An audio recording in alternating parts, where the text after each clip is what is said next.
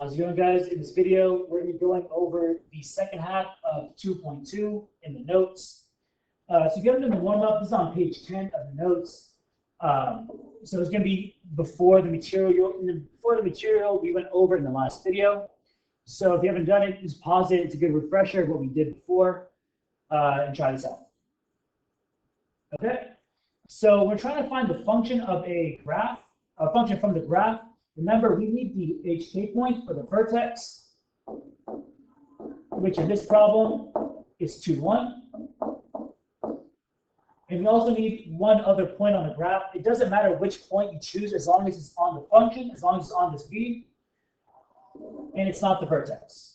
I'm going to go with 1, -2, just because they're nice numbers, and it's the first one I saw. All right, so I'm using 1, -2. And we're also told B is equal to 1.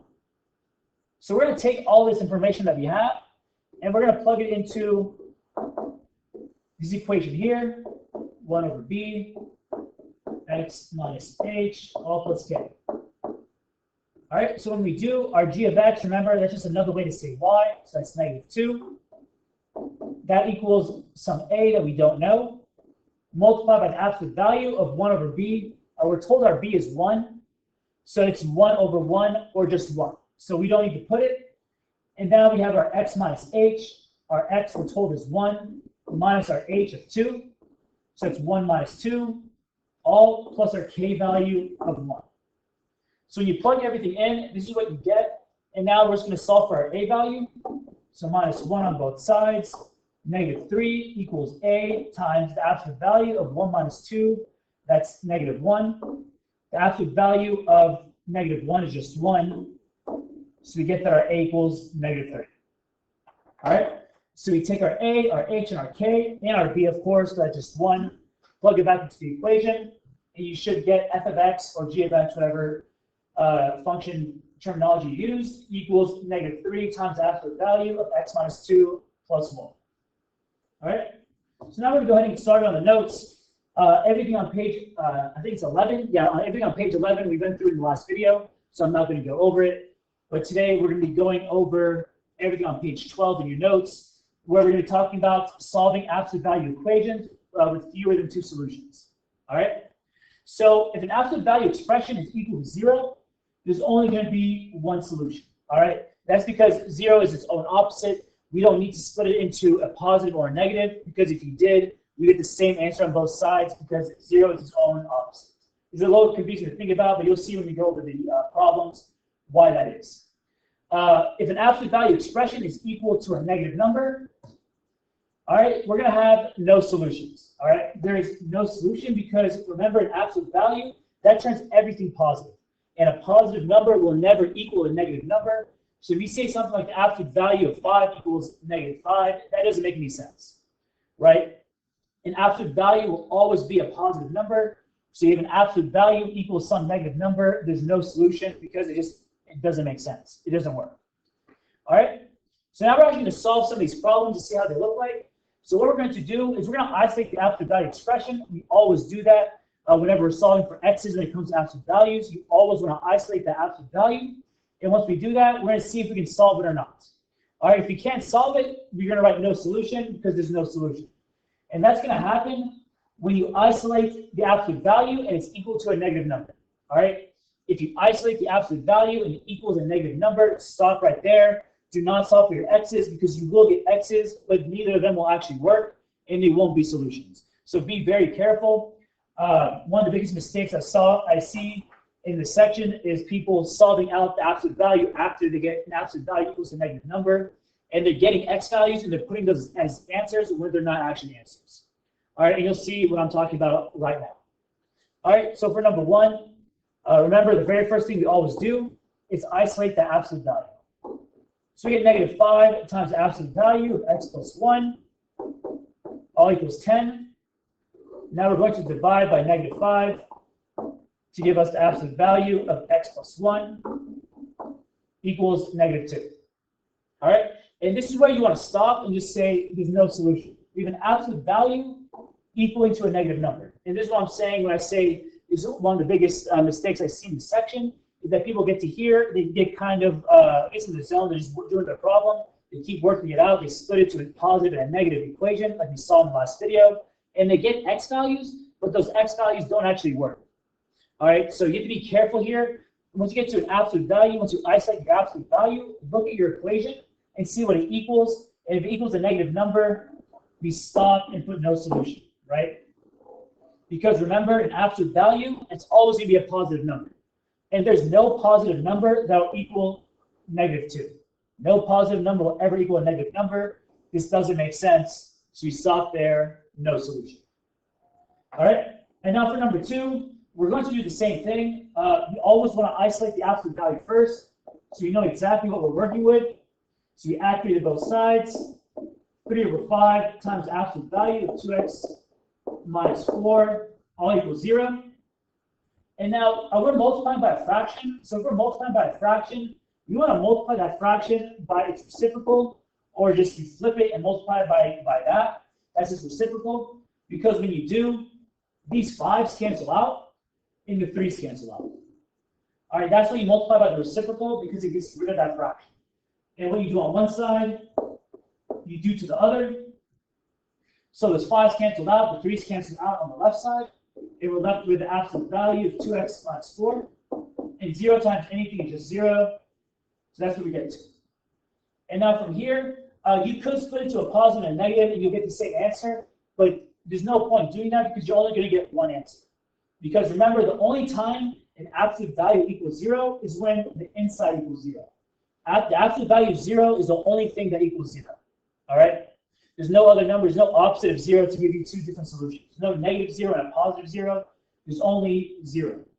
So the absolute value is the absolute value of 0 is the only way we can get to equal 0. So in other words, we need to make the inside of this absolute value equal to 0 to get our answer. So that's the only time we'll get this solution. So we add 4 to both sides, divide by 2, x equals 2. We only get one solution because there's no opposite of 0. All right. So for number 3, number 4, I want you guys to actually pause the video and try it yourselves. Yeah, just pause the video, try it yourselves, and in a couple seconds, I'll go to the next page, and I'll show you what you should have gotten. All right. So this is what you should have gotten for number 3. If you isolate the absolute value, 3 looks pretty ugly. Once you isolate the absolute value, you should have gone to an absolute value of 1/2 x plus 5, all equals -2 over 3. An absolute value can never equal a negative number, so you stop there. Do not make 2 different equations and solve for x. You'll get 2 x values that don't actually work in the solution or in the problem, so you stop right there and you put no solution. All right, so that's number 3. And now for number 4, once you isolate the absolute value, you minus the 7 on both sides, then you divide by 9. Right, just make it a little more clear. Minus 7 on both sides. That gives you the 0 on the right side. And then from here to here, we divide it by 9 on both sides to get rid of that 9. And 0 divided by 9 is still 0. So you isolate the absolute value. You get the absolute value of 4 over 3x minus 2, all equals 0. And since that equals 0, we can just get rid of the absolute value because we just want what's inside of it to equal 0. So 4 over 3x minus 2 equals 0. And that's when we multiply by this reciprocal, the 3 over 4, because when you do, it cancels out the tops and the bottom. The 3's cancel out, the 4's cancel out, and we're left with x equals 6 over 4, because what you do on one side, you do on the other, which reduces down to 3 over 2. So our answer here is x equals 3 over 2, and that's why. All right? So on to the next page. Here, we're going to talk about extraneous solutions. All right. What an extraneous solution is, it's basically a solution that comes from solving a problem, but it doesn't actually make sense. When you plug it back into the equation, it's just not going to work out. All right. So extraneous solutions, they're only really going to happen when you have x variables inside and outside the absolute value. Whether inside and outside, the variables outside kind of throw everything in the equation out of whack. So the solutions you get aren't really going to work. All right. Well, sometimes they might work, sometimes they might not. All right. So we're still going to solve this the same way we always did, like we did on Friday. You isolate the absolute value expression, which they did for us, and then you make a positive and a negative solution, or equation, sorry. So for the positive side, we get 4x plus 5 equals 5x plus 4. And for the negative side, remember it's a negative of the whole absolute value expression inside of it. So it's negative times 4x plus 5. You want the whole thing inside of it to be negative. So negative of 4x plus 5. And remember, it is important. It will change your answer if you don't put that in correctly. All right? So I'm going to solve the positive side first. So what I'm going to do is I'm going to add like terms. I'm going to move the 4x over because 5x is bigger. So I get x plus 4. Then minus 4 on both sides. 1 equals x. That's one possible solution. We don't know if that's a real solution or not. Because we have variables inside and outside the absolute value, we need to double check our solutions. So x equals 1, that's one possible solution. And before I check that, I'm going to solve the negative side. So for the negative side, first thing I'm going to do is distribute out that negative to give me negative 4x minus 5 equals 5x plus 4. And then I'm going to add like terms. I'm going to move the 4x to the other side. Negative 5 equals 9x plus 4. Minus 4 on both sides. And I get negative 9 equals 9x. Divide by 9 on both sides. X equals negative 1. All right. So far, it's the exact same thing we did on Friday. Now, this next step, or I guess Friday or the previous video, however you want to think about it, however you're watching it, or came in class. All right, it's the previous video. Up to here's the same thing. What we're going to do next is we need to double check both these answers. All right. Because we have variables on the outside and inside of the absolute value, we need to double check that both these solutions actually work and make sense. So we're going to do that by taking both of these x values that we found, and we're going to plug them back into the original equation, and we're going to see, does it actually make sense? All right, so for x equals 1, I'm going to plug that back into the original equation.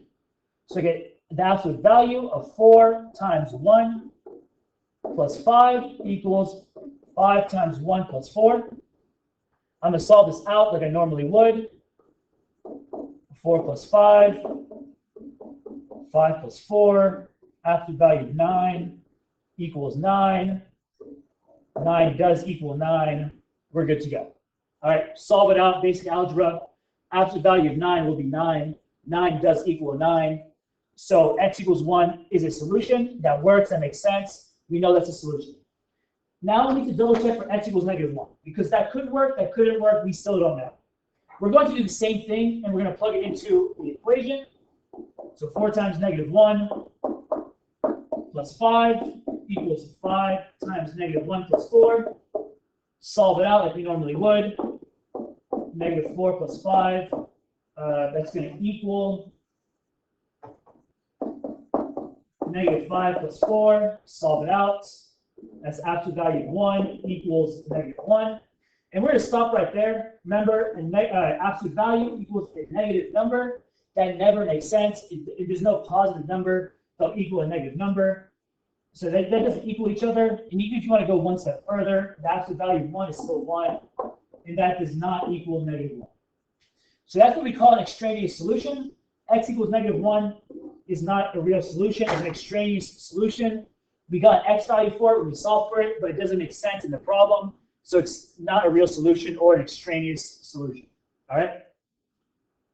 So honestly, guys, that's it for the video. It's a short video. We're going over basically half a day of class and the notes. For number 2, I'm gonna leave that for you to do on your own. If you have trouble with it, re-watch what I did for number 1, how I solved it, and do the same thing for number 2. The completed key for the notes is on Canvas, so you can go on there. You can double check your work on there, and you can see if you got the right answer or not from there. All right. Other than that, guys, hopefully this video helped, and have a nice day.